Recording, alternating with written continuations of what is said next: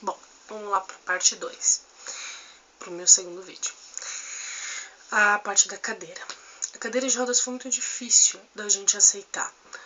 Eu, principalmente, né? E aí, quando eu saía na rua, assim, que as pessoas olhavam a cadeira dele, e aí eu já ficava bravo. O que você tá olhando? O que você tá olhando? Ele morria de vergonha de sair comigo, porque toda vez eu arrumava briga. Depois eu fui começando a entender, até porque você também recebe um suporte muito grande na CD, de que eu não era a única, que de tudo a tudo eu ainda fui abençoada, sabe, por Deus, porque meu filho não tinha um problema um pouco mais grave, ou eu tinha certeza de que meu filho ia chegar no amanhã, né? Tem mães que têm filhos com deficiência e que é degenerativa, né? E outra coisa que eu também tenho, assim, eu fico imaginando, Deus, sabe aquela frase que todo mundo fala assim, Deus dá o frio conforme o cobertor? É verdade, porque eu fico pensando assim, se eu tivesse um filho com deficiência visual, eu acho que seria muito chocante pra mim, né? Isso não é um preconceito, não é isso. Eu tô falando que eu não sei se eu teria estrutura. Como na época também eu perguntei muito, falei, mas será que eu vou conseguir? Né? Será que eu vou dar conta? E aí eu falava assim, e na época eu tava tão. Foi um tempo tão turbulento assim, que aí eu falava assim, as pessoas davam a entender que era um castigo, sabe?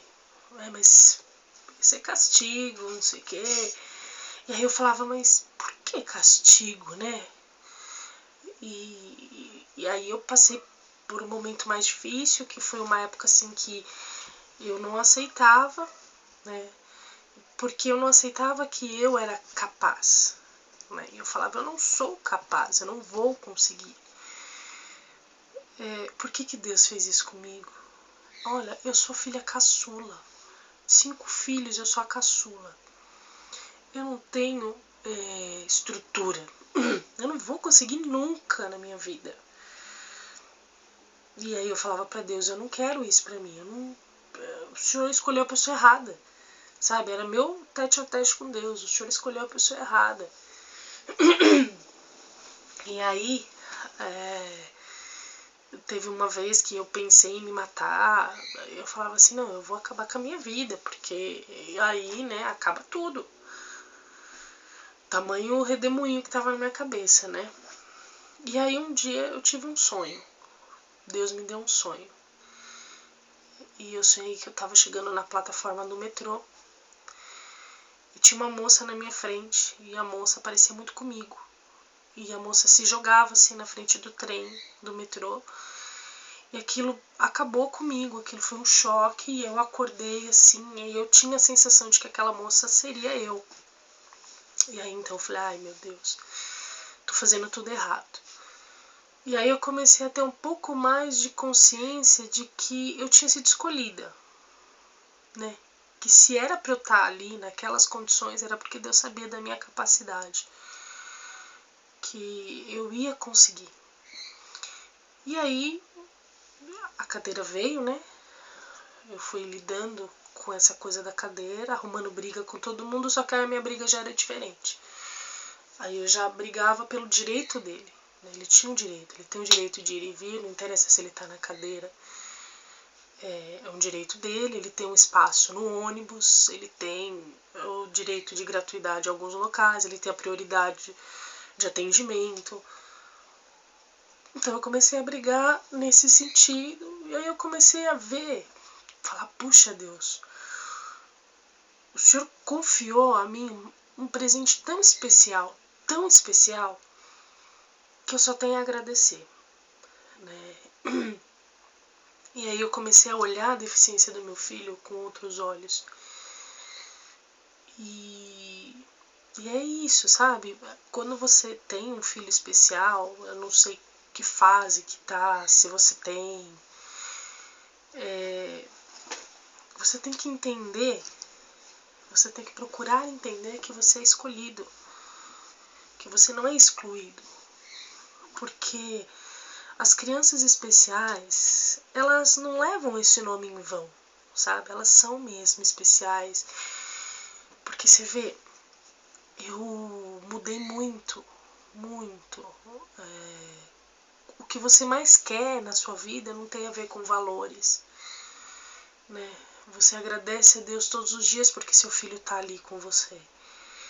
Você agradece a sua vida, você agradece que você é competente, que Deus te capacita, né? Porque Ele não escolhe os capacitados, Ele capacita os escolhidos. Adorei essa frase. E aí Aí agora o Vitor já com 10 anos, né? Agora a gente já tira de letra essa coisa da cadeira, né? No período que ele usava a cadeira também eu comecei a entender que ele precisava da cadeira, porque ele tinha que ver o mundo de frente, ele não tinha que estar no meu colo para ver o mundo passando, né? Depois que passasse, ele tinha que ver o que vinha. Também fui orientando ele a ter consciência da deficiência dele, né? Porque isso que a gente tem que fazer.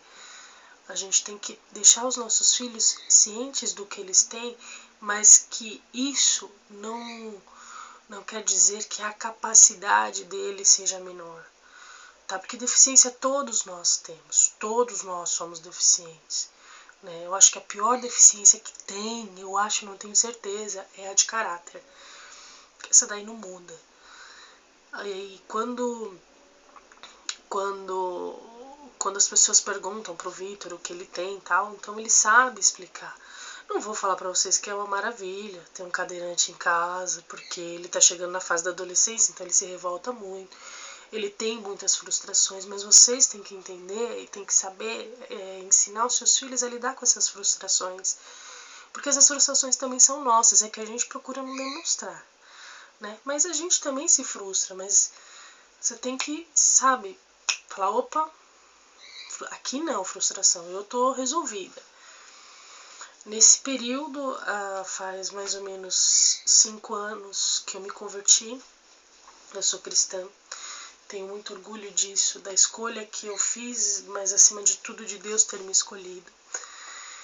Hoje eu entendo ainda mais essa escolha que Deus fez para mim, né, que Ele colocou na minha vida um anjo, né, um ser que é muito próximo dele, porque meu filho, assim, ele é muito evoluído espiritualmente, ele é um menino muito bom.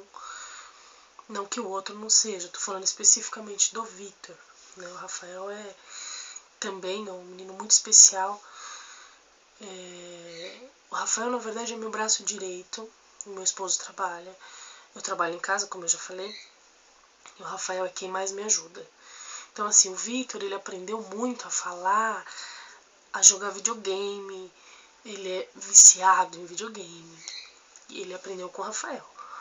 Rafael é aquele menino firmeza, sabe? Ponta firme, que quando você precisa, ele tá ali.